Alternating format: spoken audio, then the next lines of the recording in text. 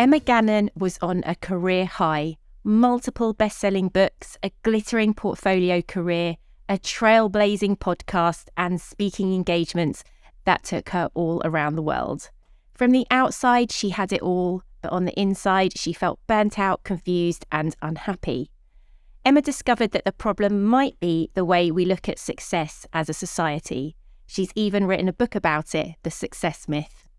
On this episode of Sound Advice Entrepreneurs Unfiltered, Emma shares her journey from burnout to a better relationship with work and how we can stop this endless quest for more.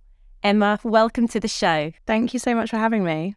A pleasure. Emma, I first met you back in 2018 when I was interviewing you for The Telegraph. And I remember we had so much in common.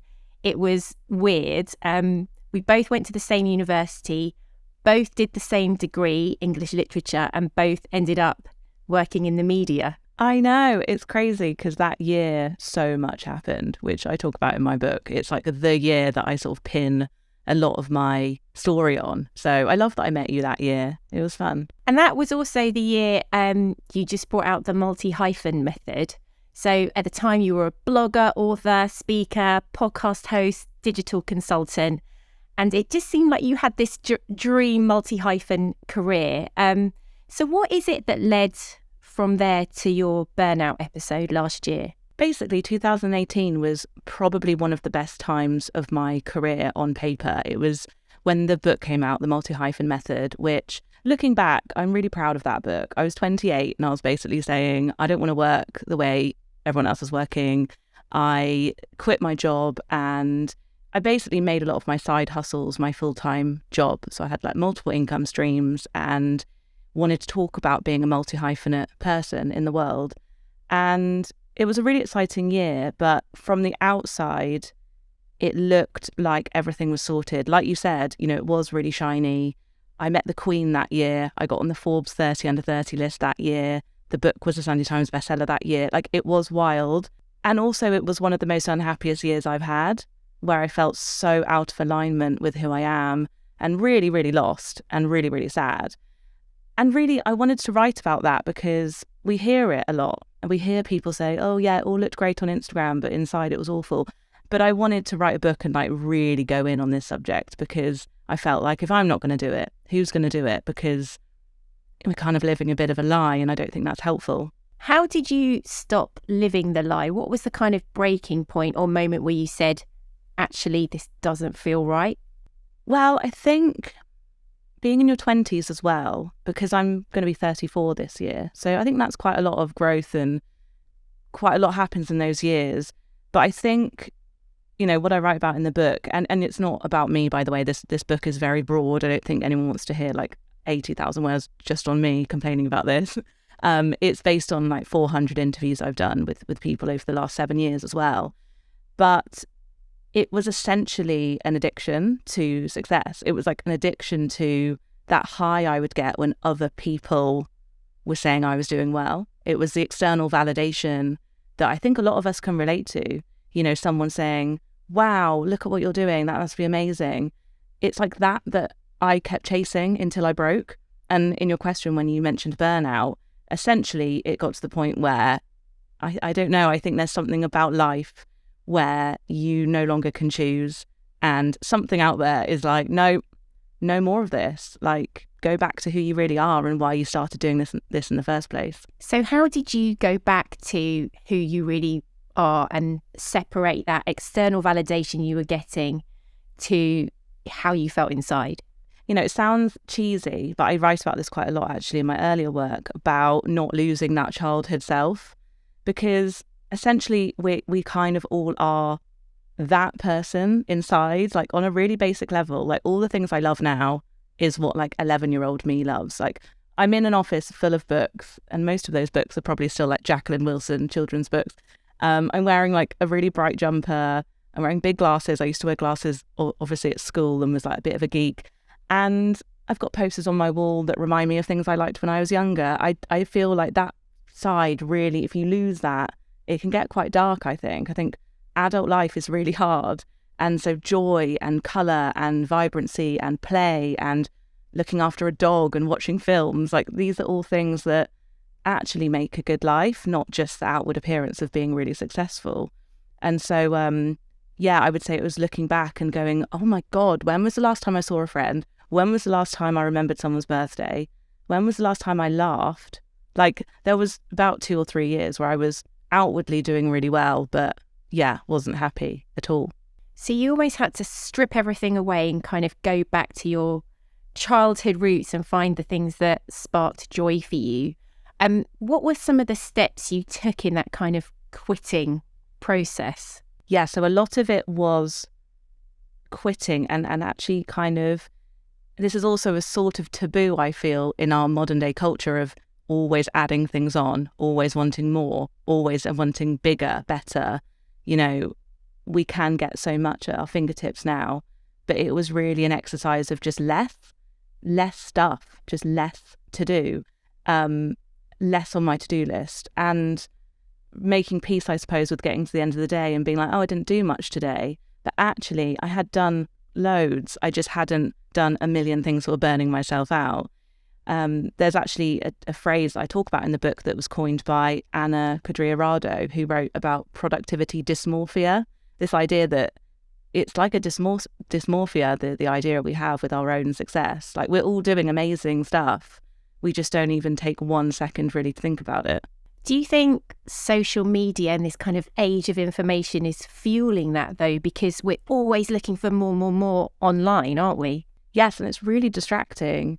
And there's like a French philosopher that said once about how we want what other people want. Like, we just go through life going, I think I want that actually because that person looks really happy with it. But what we're not realising is that's not our version of success. Like, for example, I don't want to live in the countryside, for example. That, for someone else, that must be amazing. For me, it's like being actually in quite a busy environment and going and getting coffee. That's something that makes me happy. And I think we're in this strange time, and we have been for so long with Instagram, where something visual can be very confusing when it looks so enticing, but we don't actually sit with whether we really want it or whether we think we should. It's like all these things we're constantly seeing gives us this permanent fear of missing out all the time.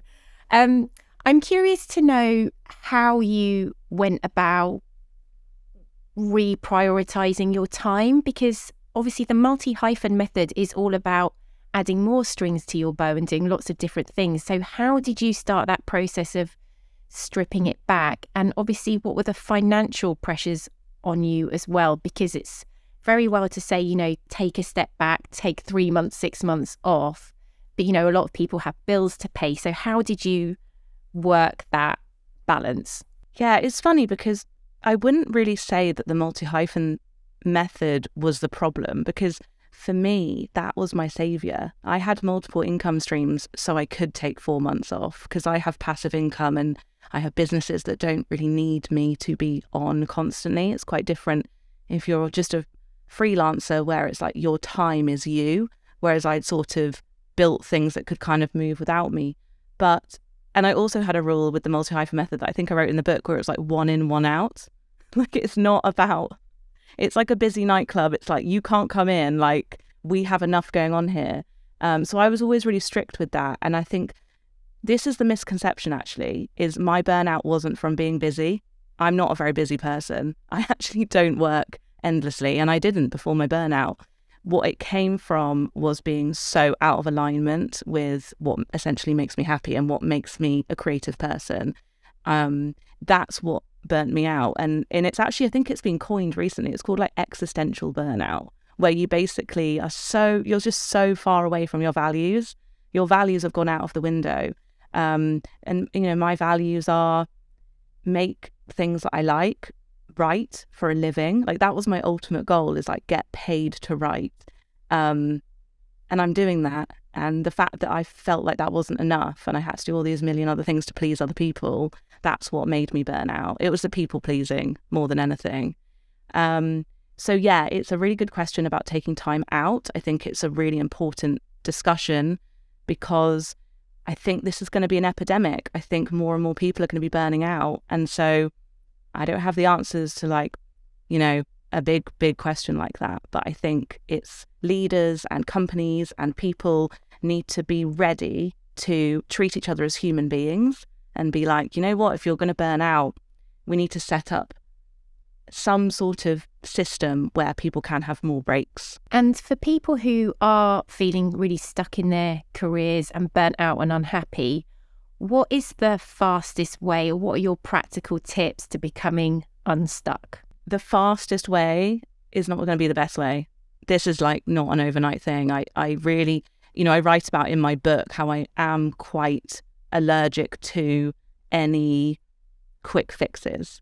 And I think that's why we kind of get ourselves in these muddles as it is, because we don't take the time to kind of, over like a long stretch of time, do really small things to help us. So that's what I would say really is, approaching anything, wanting it to just be done is like very stressful. Like I even think that about my novels that I write. They're such a slow process. I've been working on the one I'm working on now for 3 years. But if I woke up one morning and was like, I just want it done, I would probably burn out again. So I actually have a turtle on my desk that reminds me of this like turtle steps, like small steps. So I would say that would be my advice for anyone who wants, maybe it is the quickest way actually, taking it slow in the long run, to do some really small things every day, whether that's like journaling in the morning, whether it's saying no to a friend who is stressing you out, whether it's, I don't know, getting up like half an hour earlier and having a cup of tea in silence. The more space you create for yourself every day, even if it's small, can be really helpful. I love that. Take turtle steps. And how did you go about reprioritizing your day? Did you take that extra half an hour for a cup of tea? Did you change the times that you write your book? What are some of the small steps that you took? Well, during the burnout, I didn't really have a choice. It was really scary and it was really awful. And I don't know if anyone listening will have gone through it, but I don't even know if burnout is the right word. It's sort of, you're unable to function really in the same way. It's really terrifying because when you're in that situation, you're not sure if you'll get back to normal. And if you're that limited, your whole life has changed. I actually had a lot of people reaching out when I wrote about it, because I did write about it quite honestly at the time, once I'd come out of the worst of it. People who had long COVID were kind of reaching out to me and saying, this is really speaking to me, because chronic fatigue and, even people with ADHD, or this sense of like massive overwhelm from the world at the moment, because it is really scary and there's a lot going on. That forced me essentially into it. Like I didn't choose to have 3 months off. This was a point where I had to. So I feel very, very lucky I could in an easy-ish way. But what I learned essentially was, again, like the small things are really important. I took a daily walk. I called a friend instead of WhatsApping them. I went swimming. Haven't been swimming since I was like 10 years old, really.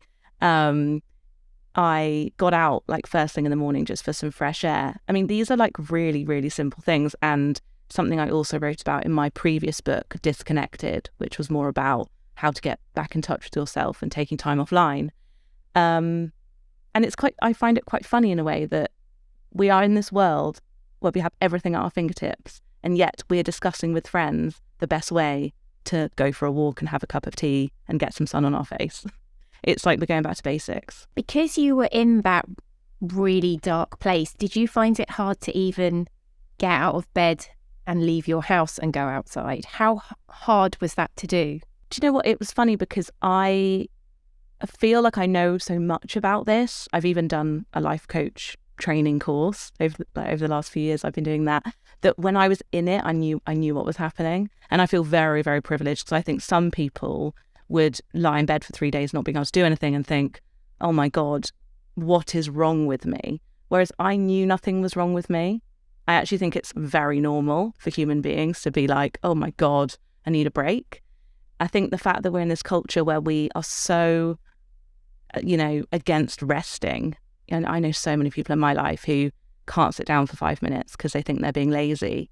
So the biggest challenge for me really was learning to rest again, and really resting, like lying in bed for a day when you're that burnt out. You need it. And you talked about going back to your values and the things that were really important to you. Again, how did you go through that process? Were there any particular books that you read or podcasts that you listened to? How did you work out what your values are and then what steps you needed to take after that? One book I loved was Martha Beck's The Way of Integrity, which came out, I think, maybe last year or the year before. But it's amazing on this, about values. It's essentially a book about how to live in integrity, essentially. So like show up as the person you are and be honest. She talks a lot about how she used to lie quite a lot, and I really resonate with that, because the little white lies of, you know, if a friend says, you know, do you want to come to this party, and you say, oh, actually I've got a stomachache, or there's none of that now. It's like no, I don't want to go, sorry. And I think that's getting older. It's just being so honest, like in a nice way, in a kind way, but being honest. So that's an amazing book if you want to get back to your values, because there's so much research around honesty and health. If we live in an honest way and we are telling the truth at all times, essentially, we will be healthier and happier. Did you also have to have some awkward conversations with clients as you were stripping away some of those projects that weren't making you happy? I wouldn't say they were awkward. I think people really respected it. That was the most amazing thing of all of this, is when you set boundaries and you say no, and you say, I'm really sorry, I don't want to work together anymore because of X, Y, and Z, and you know, it's on me, it's because of me, I'm making changes. People are really understanding. And I think we underestimate how understanding people are. When you say to someone, I'm not in a position to be able to do that, I'm really sorry, they'll say that's fine most of the time. Do you think side hustle has become a bit of a dirty word now? Do you think we're side hustling ourselves into a mental crisis? No, I love side hustles. I think they're amazing. I think they're the reason personally why I have joy in my life. A side hustle, okay, maybe the word has become a little bit icky. Maybe it's side project. I've always enjoyed side project more than hustle. But coming home after a day of being quite mentally bored and then doing a little passion project on the side has always been amazing for me. I think it's really context and it's nuance. It's like, you know, you wouldn't say the gym is a dirty word just because if someone's forcing you to go to the gym, it's like, oh, I don't want to do that. But if you love going to the gym, that's a great thing. So I think it's sort of how you place it in your life, not really the thing itself, if that makes sense. Yeah, it's also in the language, isn't it? Because side hustle invokes stress and pressure and being constantly on, whereas passion project, as you put it, is about doing something that you love and enjoying it and getting fulfillment and joy out of it. Yeah, and again, it goes back to the should thing. I write a lot about that in the book, about shoulds. Like, are you feeling like you should have a side hustle? Therefore, probably not great. If you feel like you want to have one, that's very different. Did you have a bit of a crisis of identity when you were going through this cleansing process? Because so much of it had been attached to your work and what you do and what success was all about. Yeah, definitely. I think we go through identity changes all the time. And, you know, I haven't had children, but all of my friends practically are having kids now. They're going through massive identity changes. So I think this is just my version as someone who probably won't have children, and my career is a massive part of my life. I hope that I can write books until I'm really old. So I think it's kind of, going through an identity change within that context. But again, I think it's the most natural, normal thing in the world. And when you really realize how many times we change in our life, I'm probably going to go through this again. So I'm really glad that I've been through it once, because I can go through it again. We're always iterating and we're always evolving, and we never stay the same. And once you realize that, I think you don't really beat yourself up anymore, because you're like, oh, I'm going through a massive change. Here we go again.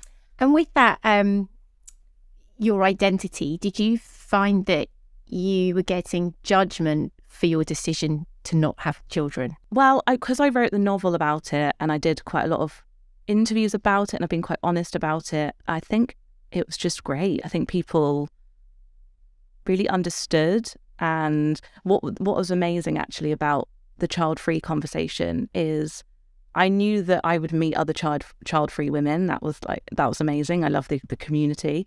But I've actually felt closer to my friends with kids through it, because we talk about things so openly and we bridge that gap, and I can play a role in their life that is just slightly different.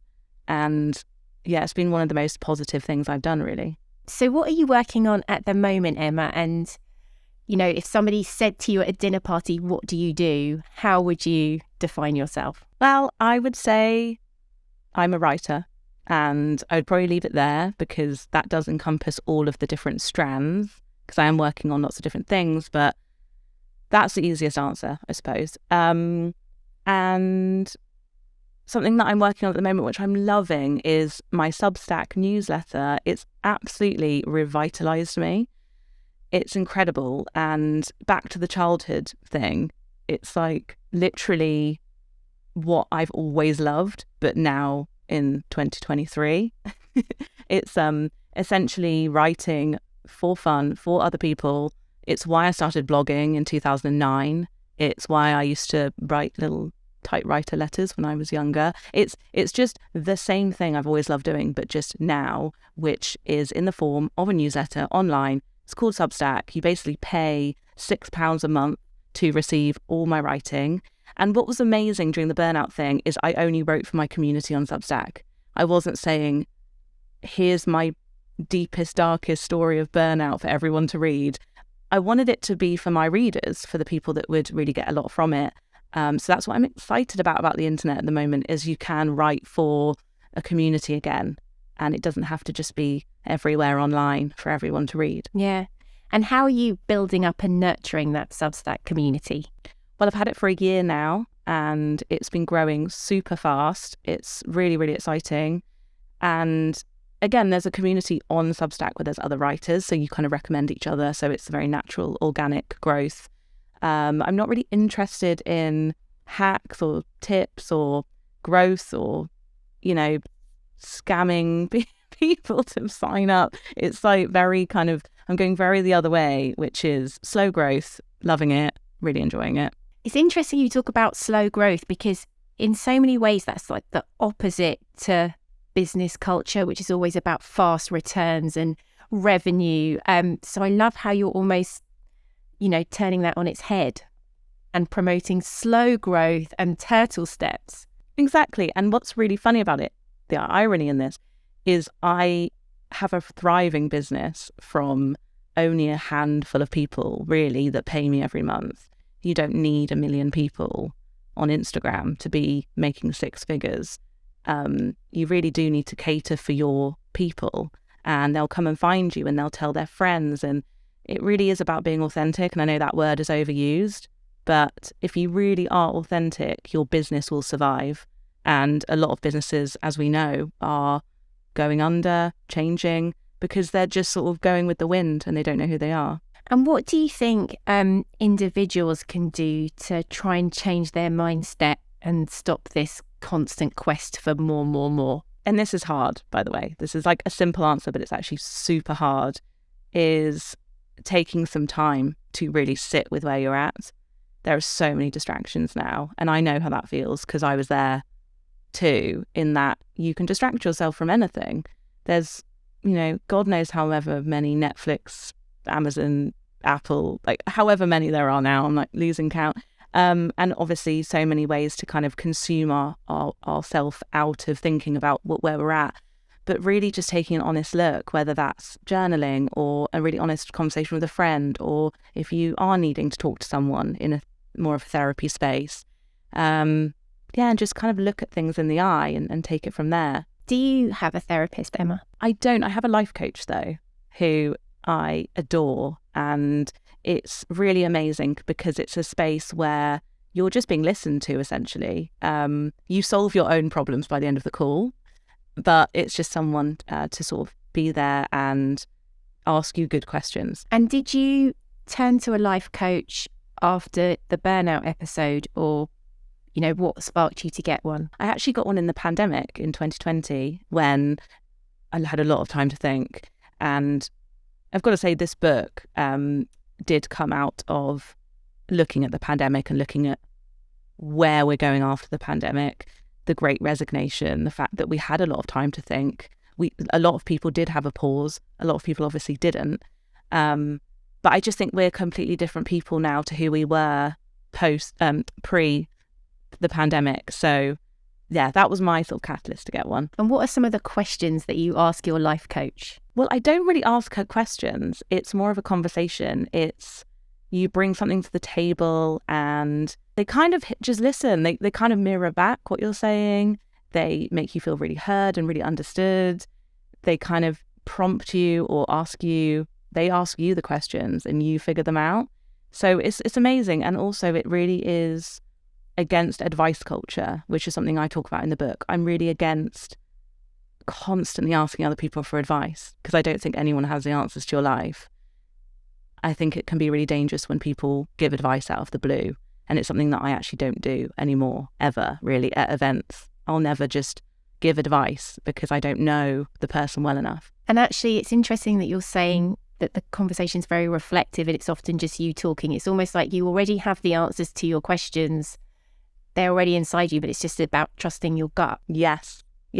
I think we do all have the answers inside us, like all of us, which is why it's so painful when we go a little bit wrong, because I think we know deep down, like, oh God, I've not listened again. Because I had so many warning signs for the burnout. This was not out of the blue. This was like little nudges that I ignored. So I would say that's another thing is if you're getting a little nudge of like, oh, this isn't right, and you feel like you're really pushing kind of upstream, that is a sort of sign to kind of lessen and ease it up a bit and just try new things. What were some of those nudges? Was it that kind of knot in your stomach? Was it saying yes to projects where you should have said no? Like what were the signs? It was all of that, and it was very physical in my body, which is another thing I write about.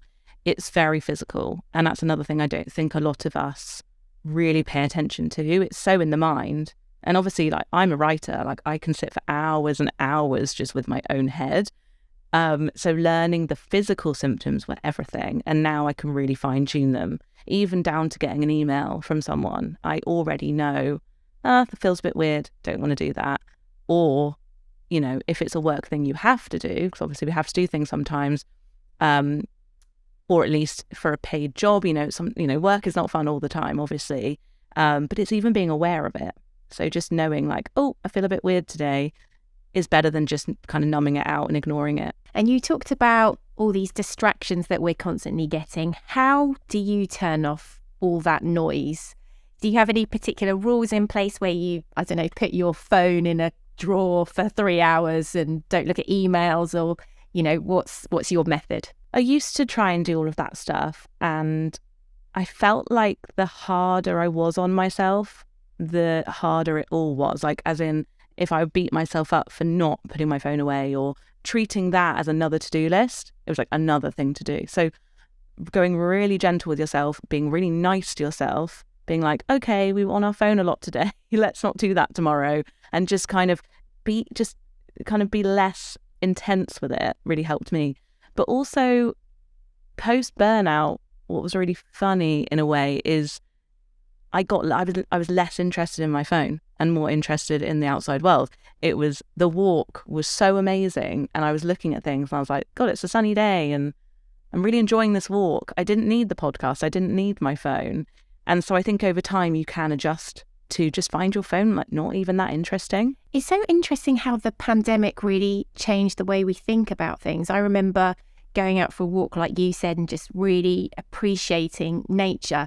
Also, getting a takeaway coffee was like a new high in the week. Yeah, exactly. And yeah, that's the message really of the success myth. Like, if you get right to the end of the book, at the beginning, I talk about what I thought success was. By the end, I'm talking about what success actually is.